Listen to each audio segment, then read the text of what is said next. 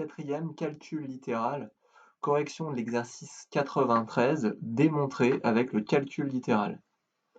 Donc, avant de commencer à corriger l'exercice, je vais vous faire une proposition. D'accord? Donc, remarque importante. Comment est-ce qu'on écrit des nombres pairs, des nombres impairs ou des multiples ou une somme de nombres avec le calcul littéral? Donc, je vais choisir une lettre pour dire n'importe quel nombre. Et donc, un nombre pair, c'est quoi? C'est des nombres qui vont par paires. C'est-à-dire qu'on peut diviser par deux, qu'on peut regrouper nécessairement euh, l'ensemble de la quantité en paires. Ça signifie que les nombres pairs, on les trouve dans la table de 2, c'est-à-dire 0, 2, 4, 6, 8, etc., etc., etc. Donc, en fait, comment je reconnais un nombre pair? Eh bien, en calcul littéral, il s'écrit 2n.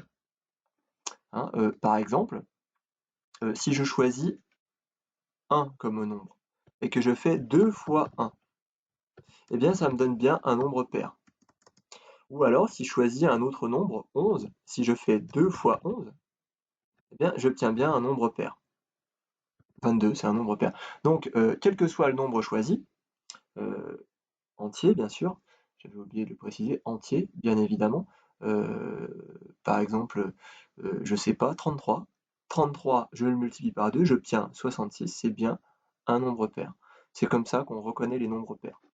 Ok, alors, je pourrais reconnaître autrement aussi, je pourrais avoir donc 2 multiplié par une expression littérale. L'expression littérale, ça pourrait être n'importe quoi, ça pourrait être 3n plus 4. À partir du moment où j'arrive à mettre du x2 quelque part, au tout, soit à n tout seul, soit à des parenthèses en factorisant, alors c'est que j'ai affaire à des nombres qui sont des multiples de 2, donc des nombres pairs. D'accord? Comment on écrit un nombre impair?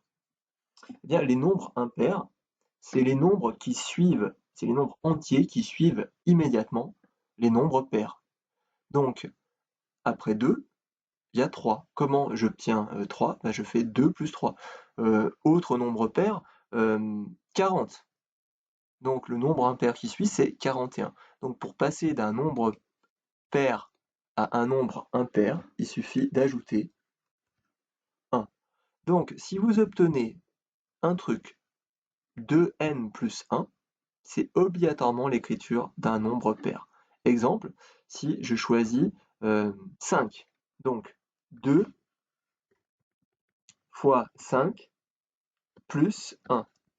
Donc là, j'ai remplacé n par 5. D'accord? Donc 2 fois n plus 1, ça me donne 10 plus 1, ce qui me donne bien 11. Donc avec 2 fois n, j'ai obtenu un nombre pair, 10, plus 1, j'obtiens le nombre impair qui suit 10. On peut faire avec un autre nombre, n'importe quel nombre. Ça marche aussi avec les nombres pairs. Je pourrais choisir 14. Donc 14 fois 2, ça me fait 28. 28 plus 1, ça me fait 29. Et 29, c'est bien un nombre pair. D'accord? Ça ne marche pas avec les nombres décimaux. Ok, un multiple de 3. Eh bien, un nombre pair, c'est un multiple de 2. Donc un multiple de 3, c'est 3n. Par exemple, si je choisis à la place de 3, de n, si je remplace n par, je sais pas, 5, eh ben 3 fois 5, 15, et 15, c'est bien un multiple de 3. D'accord? 2, 3 fois 2, 6, 6, c'est bien un multiple de 3. C'est un nombre qui est divisible. Si c'est multiple, c'est divisible. Programme de 6e.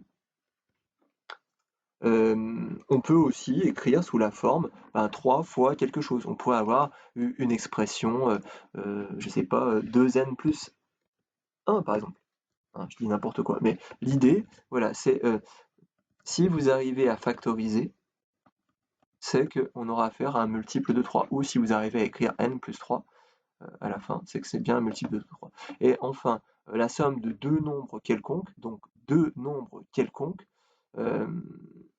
eh bien, ça ne peut pas être n plus n ou x plus x. Il faut que ça soit deux lettres différentes, car c'est deux nombres quelconques. Par exemple, 5 et 12. Mais ça pourrait être 38 et 42. Donc deux nombres indépendants, différents, donc il faut choisir deux lettres. Donc par exemple, n plus k, la somme de deux nombres. Ça pourrait être tout aussi bien x plus y. D'accord? Voyons concrètement ce que ça peut donner dans l'exercice 93. Donc, on vous dit, la somme de deux nombres entiers consécutifs quelconque est-elle un nombre impair? Justifié. Alors, on peut, comme il donne là, commencer par envisager l'exemple de 5 plus 6, qui fait 11, nombre impair. 2 plus 3, c'est bien deux entiers consécutifs, qui fait 5, nombre impair. 13 plus 14, qui nous fait 27, c'est bien un nombre impair. Et on voit bien que quand on ajoute deux nombres successifs, on obtient un nombre pair. Donc ça, c'est une conjecture. C'est une conjecture. Et bien, il faut démontrer cette conjecture. Donc, allons-y, comme dans la leçon. Donc, d'abord, on choisit une lettre pour n'importe quel nombre. Mais là, on vous parle de deux nombres. Deux nombres. Donc, s'il y a deux nombres, il faut choisir deux lettres. Donc, non, je vous dis des bêtises. Non, il n'y a pas de nombre, il y a un nombre et le nombre successif. Donc, soit n, le nombre entier choisi. Donc, la somme de deux nombres entiers successifs quelconques. Ok, quelconque, ça veut dire n'importe lequel. Donc n plus 1, c'est le nombre qui suit n. Un n plus 1 est l'entier consécutif. Consécutif, ça veut dire qui suit n. D'accord? Et donc, on me demande de justifier que la somme des deux, ça fait un nombre impair. Donc, je vais les ajouter. N plus celui qui suit, n plus 1. J'enlève les parenthèses, je n'étais pas obligé de les mettre, mais je les ai mises quand même. Donc, ça me fait n plus 1, ce qui me fait 2n.